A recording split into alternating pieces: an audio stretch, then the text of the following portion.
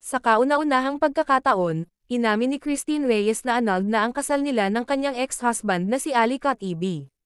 Ginawa ni Christine ang revelasyon sa guesting nila ng boyfriend na si Marco Gumabaw sa Fast Talk with Boy Abunda ng GMA7 kahapon ng Huwebes 1 ng Pebrero taong 2024. Christine Reyes and boyfriend Marco Gumabaw on Fast Talk with Boy Abunda. Yes, sagot ni Christine nang magtanong si Boy kung annulled na ang kasal nila ni Ali. Hindi ko naman siya in-announce. It's not something to celebrate, katwiran ni Christine tungkol sa desisyon nitong huwag isa publikong napawalang bisa na ang kasal nila ni Katibi. Ikinasal sina Christine at Ali sa Balesin Island, Polillo, Quezon, noong ika-27 ng Enero taong 2016. Pero makalipas lamang ang 2 taon, noong 2018, ay umugang ang usap-usapang hiwalay na umano sila. Ang annulment ni na Christine at Ali ang kumpirmasyong malayang-malaya na ang aktres at walang anumang sagabal sa pakikipagrelasyon niya kay Marco. May paliwanag din si Christine tungkol sa cougar statement niya sa panayam sa kanya ni Boy noong 2019 na nag-viral matapos aminin ni Marco ang kanilang relasyon sa pamamagitan ng isang Instagram post noong Abril taong 2023.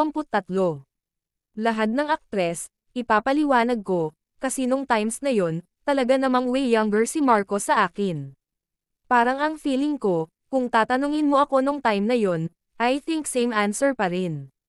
Revelasyon naman ni Marco habang tumatawa, when I post the photo na kami na during that time, so nag-resurface yung interview mo, Boy, with her, cougar and everything, all her friends were messaging her, naiinis siya, napipikon talaga siya.